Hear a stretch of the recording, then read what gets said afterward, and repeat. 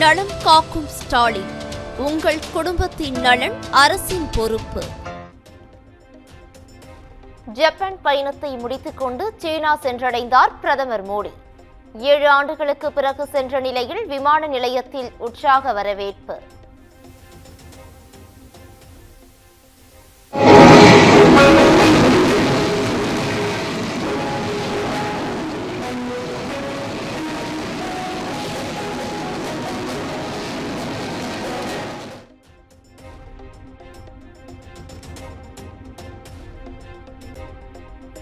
தொழில் முதலீடுகளை ஈர்ப்பதற்காக ஜெர்மனி, இங்கிலாந்து நாடுகளுக்கு 1 வாரம் பயணம். சென்னை விமான நிலையத்தில் முதலமைச்சர் மு க ஸ்டாலின் பேட்டி.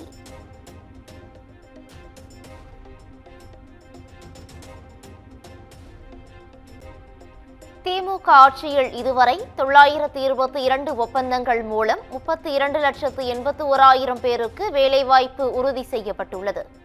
வாய்ப்புகளை உருவாக்கும் மாநிலமாக தமிழ்நாடு திகழ்வதாக முதலமைச்சர் ஸ்டாலின் பெருமிதம்.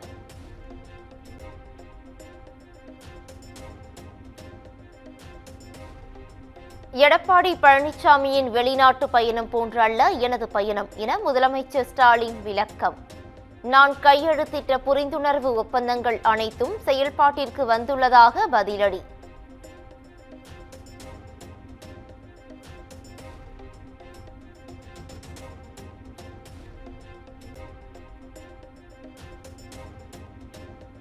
சட்டமன்ற தேர்தலுக்கு புதிய கட்சிகள் திமுகவிற்கு வருகிறதோ இல்லையோ புதிய வாக்காளர்கள் வருகின்றனர்.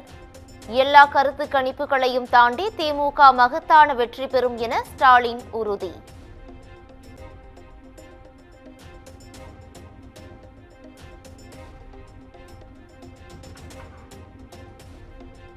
விஜய் அரசியல் வருகை குறித்து கருத்து கூற தேவையில்லை. பேச்சை குறைத்து செயலில் திறமையை காட்டுவதே எனது பாணி. 2026 தேர்தலில் திமுகவுக்கும் தவிகவுக்கும் இடையேதான் போட்டி என்ற விஜய் பேச்சுக்கு முதலமைச்சர் ஸ்டாலின் பதில்.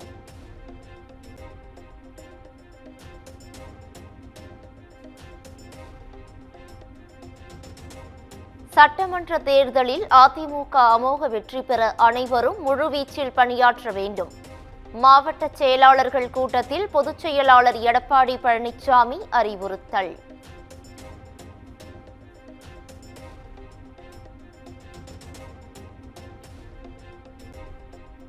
நான்கு முறை வெளிநாடுகளுக்கு சென்ற முதலமைச்சர் இதுவரை ஈர்த்த முதலீடுகள் என்ன? தமிழ்நாட்டுக்கு எந்தவிதமான நன்மைகளும் ஏற்படவில்லை எனவும் எடப்பாடி பழனிசாமி அறிக்கை.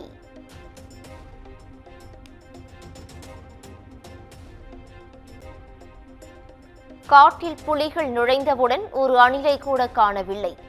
மரங்களின் மாநாட்டில் நாம் தமிழர் ஒருங்கிணைப்பாளர் சீமான் பேச்சு.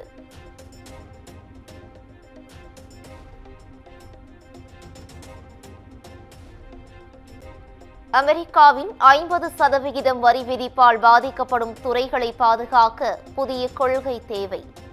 ஏற்றுமதி துறைகளை பாதுகாக்க கொள்கை வகுக்குமாறு மத்திய அரசுக்கு முதலமைச்சர் மு க ஸ்டாலின் கடிதம்.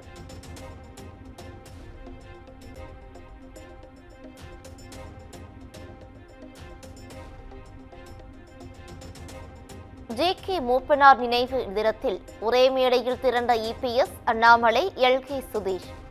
தேசிய ஜனநாயக கூட்டணியில் தேமுதிகவும் இணைய முடிவா என தமிழக அரசியலில் பரபரப்பு.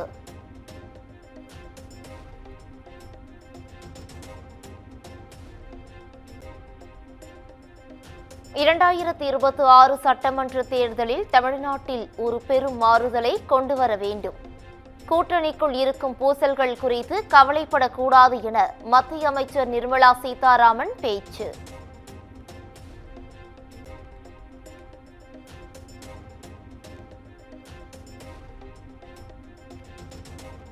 தமிழ் தமிழ் என்று பேசுபவர்கள் மூப்பனாரை பிரதமராக விடாமல் தடுத்துவிட்டார்கள். இது தமிழனுக்கு செய்த மிகப்பெரிய துரோகம் எனவும் நிர்மலா சீதாராமன் சாடல்.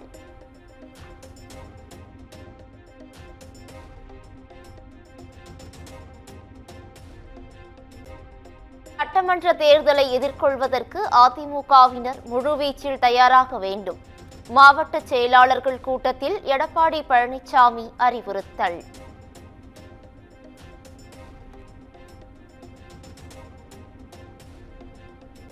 தேரூர் பேரூராட்சி அதிமுக முன்னாள் தலைவர் சாதி சான்றிதழ் ரத்து உத்தரவை உறுதி செய்தது உயர்நீதிமன்ற மதுரை அமர்வு. தனி நீதிபதியின் உத்தரவை உறுதி செய்து மேல்முறையீட்டு மனுவை தள்ளுபடி செய்து உத்தரவு.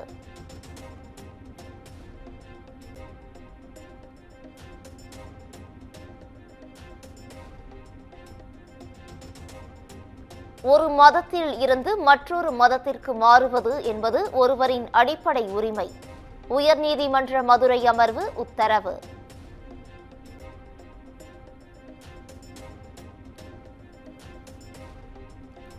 சென்னை திருமங்கலத்தில் கல்லூரி மாணவரை காரில் ஏற்றிக் கொன்றதாக பதியப்பட்ட வழக்கு. திமுக நிர்வாகி தனசேகரனின் பேரன் சந்துருவின் ஜாமீன் மனுவை மீண்டும் தள்ளுபடி செய்தது சென்னை முதன்மை அமர்வு நீதிமன்றம்.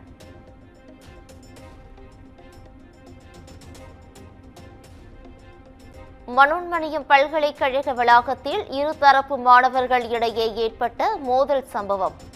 3 பேரை காவல்துறையினர் கைது செய்துள்ள நிலையில் செப்டம்பர் 1ஆம் தேதி முதல் வகுப்புகள் தொடங்கும் என அறிவிப்பு.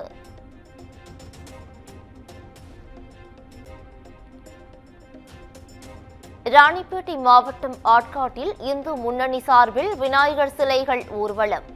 பிரதிஷ்டை செய்யப்பட்ட விநாயகர் சிலைகளின் ஊர்வலத்தை திமுக மாவட்ட செயலாளர் ஏவி சாரதி தொடங்கி வைத்தார்.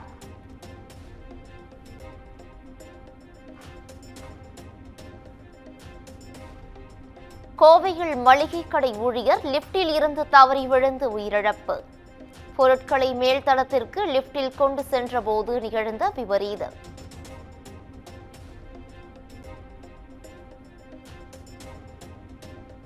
சென்னை ஆலந்தூரில் பாதாள சாக்கடைக்காக புதிய குழாய் புதைக்கப்பட்ட போது மண் சரிந்து விபத்து. பணிகளை விரைவுபடுத்தி 1 வாரத்தில் சாலை சீரமைக்கப்படும் என அதிகாரிகள் உறுதி.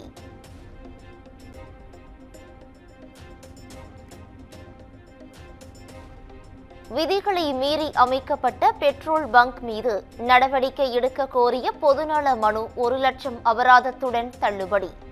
முறையான ஆய்வுகளை மேற்கொள்ளாமல் பொதுநல வழக்கு தாக்கல் செய்யக்கூடாது என உயர்நீதிமன்றம் அறிவுரை.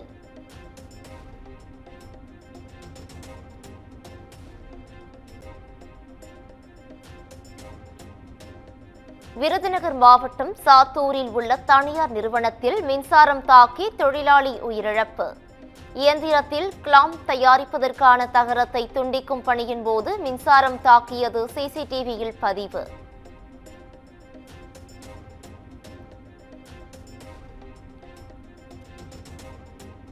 திருப்பூர் பல்லடம் அருகே தறிகெட்டு ஓடிய லாரி பேக்கரி கடைக்குள் புகுந்து விபத்து. விபத்தில் கடைக்கு முன்பு நின்ற கார் சேதம். லாரி ஓட்டுநர் படுகாயம்.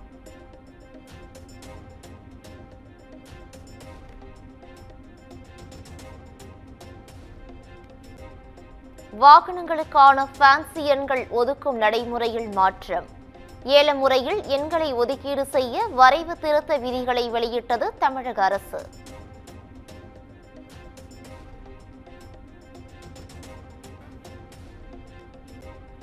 தமிழ்நாட்டில் செப்டம்பர் 5ஆம் தேதி வரை மழை பெய்யும். சென்னையில் வெயிலுக்கும் மழைக்கும் வாய்ப்பு என வானிலை ஆய்வு மையம் கணிப்பு.